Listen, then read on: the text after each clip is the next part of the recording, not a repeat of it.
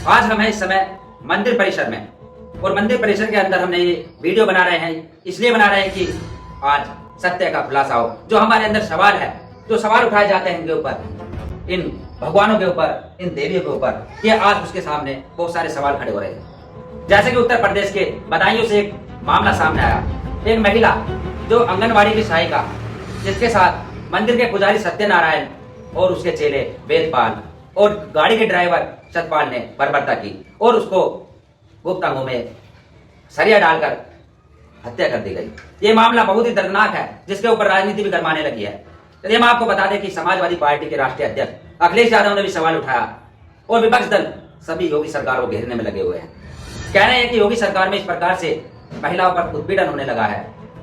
ये पहली घटना नहीं है, इससे पहले हाथरस की घटना थी, उन्नाव घटना थी और ऐसी घटनाएं रोजाना देखने को मिलती है। सवाल यह भी उठाए जा रहे हैं कि किसान मुद्दे को दबाने के लिए हो सकता है साजिश हो। और ये हम आज मंदिर परिसर के अंदर वीडियो बना रहे हैं, इसलिए बना रहे हैं क्योंकि आज हम कुछ ज्यादा ही दुखी है। और ये देखिए आपके सामने है भगवान भोले शंकर, जिनके गले में नाग भी है, हाथ में त्रिशूल भी है और हाथ में डमरू और बहुत सारी चीजें हैं। और इधर देख सकते हैं आप माता पार्वती, जिनके हाथ में गणपति बैठे हुए हैं। और वहां पर भी इसी प्रकार से मंदिर होगा, जिस मंदिर के अंदर या जिस मंदिर के बाहर उस मंदिर के पुजारी सत्यनारायण ने ऐसी बर्बरता की और ये काम नहीं आए। महिला चिल्लाई होगी, चीखी होगी कि कोई तो बचाओ, लेकिन कोई बचाने के लिए नहीं आया होगा। और यदि कोई बचाने आ जाता तो वह जीवित होती। और बताया जा रहा है कि वह महिला हर रविवार को उस मंदिर में जाती थी पूजा अर्चना करने, अपने परिवार की सुख व शांति को बनाने के लिए। लेकिन उसे यह नहीं पता था कि उस मंदिर का पुजारी सत्यनारायण, वह उसका चेला वेदपाल, वह गाड़ी का ड्राइवर सतपाल ऐसी बर्बरता कर देगा, उसके मासूम बच्चे, उसका परिवार उजाड़ देगा। उसके बेटे की आप बीती है, जिसने बताया, उसके बेटे ने बताया कि कैसे कैसे मामला हुआ। बताया जा रहा है कि उसकी हत्या करने के बाद महिला को गाड़ी में लेकर आए और उसके घर पर फेंक कर चले गए और बताया कि कुएं में गिर गई थी। लेकिन पुलिस के ऊपर दबाव बनाया गया, पुलिस ने कोई एक्शन नहीं लिया, FIR तक भी दर्ज नहीं हुई। उसके बाद जब मीडिया को पता चला, दबाव बना, तब पोस्टमार्टम हुआ और रिपोर्ट में आया कि उसके साथ उसकी पसलियों में, उसके गुर्दों में भी चोटें थी, जिसकी वजह से वह बहुत ही दर्दनाक मौत मिली। और इस बात को हम इसलिए उठा रहे हैं, इसलिए आप तक पहुंचा रहे हैं क्योंकि ये मुद्दा बहुत ही गर्म होना चाहिए। इंसाफ मिलना चाहिए उस महिला को, बहुत जल्द इंसाफ मिलना चाहिए। कहते हैं कि ये बात किसी मंदिर के पुजारी की नहीं है, मस्जिदों में भी ऐसा होता है, चर्चों में भी होता है, जहां भी होता है गलत होता है। और हम किसी के पक्ष में है ना ही विपक्ष में है, लेकिन जो सत्य है, जो दुर्घटना होती है ऐसी, उस पर बोलते हैं और बोलेंगे। आप देख सकते हैं इधर शिव जी का लिंग है और यहाँ पर जल भी चढ़ाया जाता है। और हम मंदिर परिसर में है, ऐसा हर मंदिरों में होता है, उसमें भी होता होगा। यह मामला कोई पहला मामला नहीं है, इससे पहले भी हमने आपको एक मामला दिखाया था। ऐसी घटना हुई थी मेरठ के शिवपुरम में, जहां पर एक पिता व पुत्री को जातिवाद के चलते मार दिया गया था। और वहां पर जो हमने देखा था, जाकर जांच पड़ताल की थी, तो वहां पाया हमने कि एक कांवड़ टंगी हुई थी। कांवड़ के नीचे उसके पिता को गोली मारी गई, पुत्री को गोली मारी गई और वह मरे हुए थे। कांवड़ के नीचे उनकी हत्या हुई, वहां पर खून भी बहा रहा था, खून, इस बेकदर खून बह रहा था जैसे कि नालियों में जा रहा हो, गंगा बह रही थी एक तरह से खून की। और वहां कांवड़ भी टंगा हुआ था।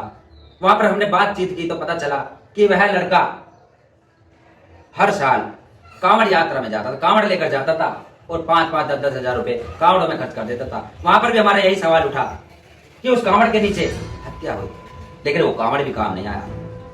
और यदि वह उस कांवड़ में इतना ना उलझता और अपनी शिक्षा पर खर्च करता, शिक्षित बनता, तो शायद उसे अच्छे व बुरे की परख हो जाती, दुश्मन व दोस्त की परख हो जाती और दुश्मन व दोस्त की परख होने के चलते ये घटना ना होती। लेकिन क्या है कि सरकार भी बढ़ावा देती है कि जिस प्रदेश के अंदर राजा संत होगा, राजा फकीर होगा, राजा एक पाखंडी होगा, तो वहां की मंदिरों के जो पुजारी है उनको बढ़ावा मिलेगा और वह मंदिर के पुजारी ऐसी घटना को अंजाम देने में कामयाब हो जाते हैं। तो इस वीडियो को दिखाने का हमारा उद्देश्य किसी की आस्था को ठेस पहुंचाना नहीं है, ना ही हमारा किसी धार्मिक स्थल को या धार्मिक देवी देवताओं का खंडन करना है। हमारा उद्देश्य यह है कि शिक्षित बने, सत्य को जाने, साइंस पर आधारित पुस्तकें पढ़े, पाखंडवाद का खंडन करे और खास तौर पर अम्बेडकरवादी बने, तथागत गौतम बुद्ध से कुछ सीख ले, ऐसे जाल साझे में ना आए। और यदि आपको पूजा पाठ करनी है तो ध्यान लगाए, जो कि YouTube पर भी मिल जाता है, किताबों में मिल जाता है कि ध्यान किस प्रकार लगाया जाता है। जैसे तथागत गौतम बुद्ध लगाते थे, बाबा साहब अम्बेडकर जी भी लगाते थे अपने लास्ट टाइम में, जब उनका अंतकाल होने वाला था। ध्यान लगाया जाता था, वह ध्यान लगाने के लिए किसी कर्मकांड की पाखंडवाद की जरूरत नहीं होती। कहीं भी किसी भी जगह स्थान पर बैठकर या खड़े होकर कैसे भी आप ध्यान लगा सकते हो। और वह ध्यान लगाना ही एक आध्यात्मिकता का वह गुण है जो इंसान को अच्छे और बुरे की फर्क देता है, गलत व सही कार्यों को बताता है। ऐसे जो गलत काम हो जाते हैं, जैसे कि उस पुजारी ने किया, उस कार्य को करने से बचाता है। जो शैतानी दिमाग हो जाता है, जो विचलित करता है, काम वासनाएं पैदा होती है, उनको रोकने के लिए वह ध्यान काम आता है। ना कि घंटे या जल चढ़ाना या पूजा अर्चना करना। अगर इनमें शक्ति होती, अगर इनमें सत्य होता, तो उसका जो काम वासना थी, जो उसके अंदर राक्षसी रूप था, शायद वह शांत हो जाता और वह उस महिला का ऐसी बर्बरता करने में कामयाब ना होता, रुक जाता। तो जो भी कुछ है, आध्यात्मिकता हमें ध्यान लगाने से मिलती है। और ये हमने देखा, परखा, जांच पड़ताल की, गंभीर अध्ययन किया, तब हमें पता चला। और इसलिए हम कभी भी कहीं माथा नहीं टेकते, ना ही कहीं जल चढ़ाते, ना ही कहीं घंटा बजाते। अपने माता पिता की सेवा करो, किसी गरीब को दान दो, किसी भिखारी को, किसी लाचार को, किसी अपंग को दान दो, उसका खाना खिलाओ, भोजन दो, कुत्ते बिल्ली को भोजन दो। वही सबसे बड़ी भक्ति होती है, उसी से फल मिलता है। वही तपस्या होती है जो हमने पाया। दर दर भटकने से, तीर्थ पे जाने से कुछ नहीं मिलेगा। और ये बात सत्य है, इस बात को बढ़ावा नहीं दिया गया जो हमने बताया आपको। इसी वजह से भारत के अंदर देश हमारा विश्व गुरु नहीं बन पाता।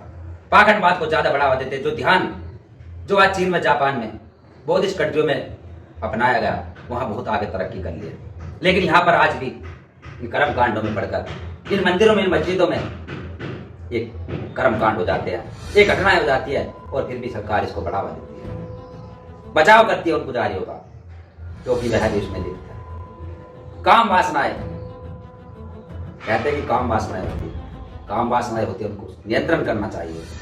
उस मंदिर के पुजारी सत्यनारायण को यदि काम वासना उसके अंदर पैदा हो रही थी, यदि उसके अंदर एक राक्षसी रूप जाग रहा था, यदि उसके अंदर कोई ऐसी शक्ति विराजमान हो रही थी, ऐसी एक राक्षसी उसका दिमाग हो रहा था कि वो विचलित हो रहा था, उसका मन कर रहा था, तो बहुत सारे ऐसे कार्य होते हैं जिससे वह अपने आप को शांत कर सकता था। कहते हैं कि यदि तेरे अंदर ज्यादा ही गर्मी हो रही थी, तेरे अंदर ज्यादा ही ऐसा उबाल था काम वासना को शांत करने का, तो तू जो कहते हैं कि अपना हाथ जगन्नाथ हस्त मैथुन भी कर सकता था, और बहुत सारे ऐसे काम होते हैं वह भी कर सकता था, लेकिन तू पागल था। तो हमने आपको बताया इन पाखंडियों के बारे में, इनकी कर्मकांड की पोल खोली, और आपको बताया कि किस प्रकार से ये अंजाम हुआ और कैसे सरकार ने इसको बढ़ावा दिया। तो हम आगे भी आपको इस प्रकार से बताते रहेंगे। तो आप देख रहे थे बहुजन हलचल। मैं उम्मीद करूँगा आपसे इजाजत लेता हूँ। यदि आपको हमारी वीडियो से कुछ सीख मिली हो या आपको गलत लगा हो तो कमेंट बॉक्स में अपनी राय जरूर दें, और वीडियो को शेयर आगे करें जरूर। धन्यवाद। जय भीम, जय भारत। अगर आप चाहते हैं गरीब हर वंचित इंसान की आवाज आप तक पहुंचे तो हमारे चैनल को सब्सक्राइब करें और बेल आइकन का बटन दबाना ना भूलें। देखते रहिए बहुजन हलचल न्यूज।